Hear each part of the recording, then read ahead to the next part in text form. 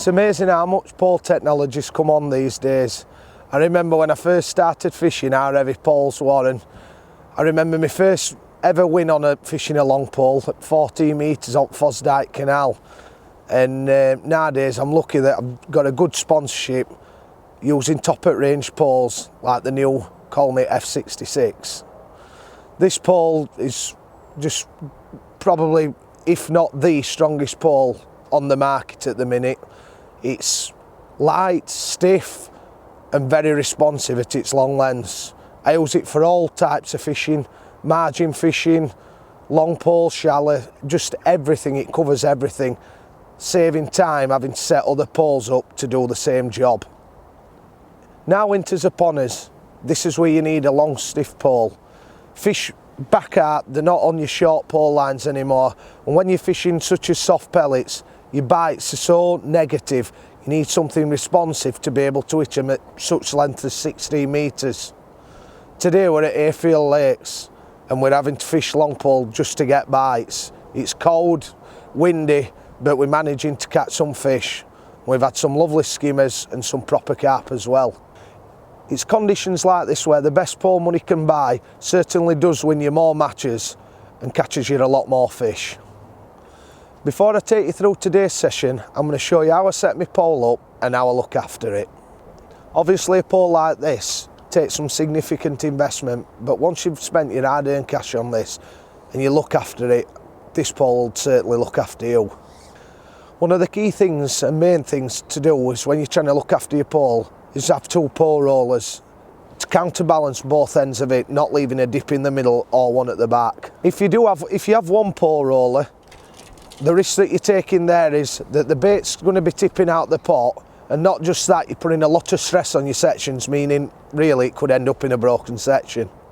I also want to talk you through some of my winter elastics, what I like to use on top kits that I've got them through and what type of elastic I do use.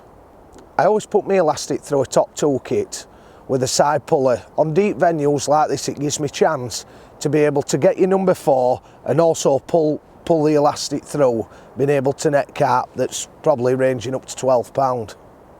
A nice light hollow elastic through a puller kit enables you to land skimmers and also some big carp, so you get best of both worlds. One of the next things that I see is people that use the seat box tilting back and forth. So it's a must that you have your seat box level and a bait tray smack at side here so you can just put your hand to it and everything's to hand. I use a Colmic cross box. It's a 4-leg system, which not many companies do these days, but it's so much easier to set it up, and balance of it is unbelievable. It's also got a nice padded pole seat with a pole strap if you want to fish with a bump bar. Always make sure that your poles push together securely before you start. The good thing with this pole is you can see the reinforced joints and the arrows that tells you where to put them.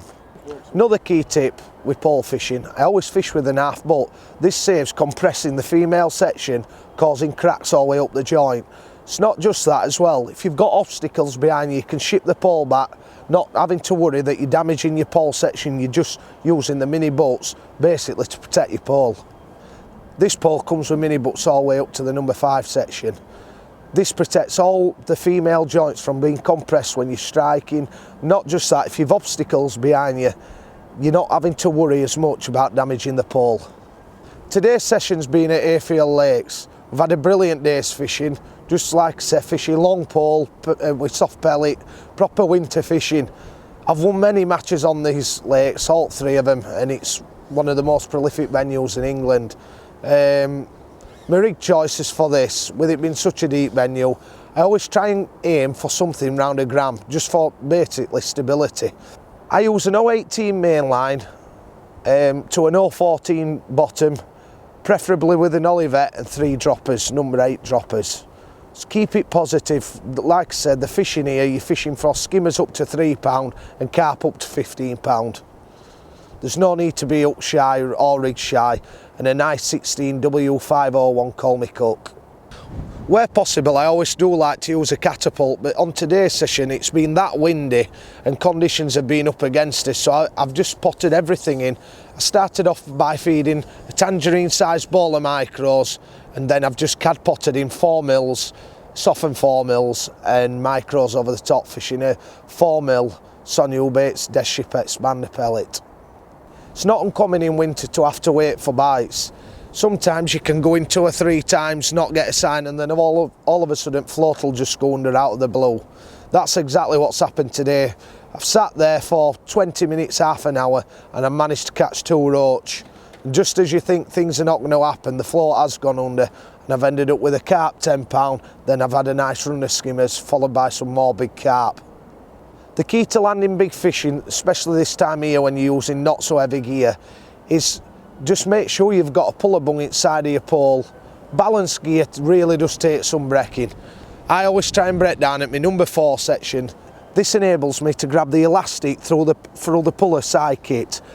Then if the carp does want to run, I can still get a meter to put the elastic back, but also put the pole back on and follow it back out into the lake. I hope you've enjoyed these tips on pole fishing. If you want any more tips on the Colmic products, visit your local stockist.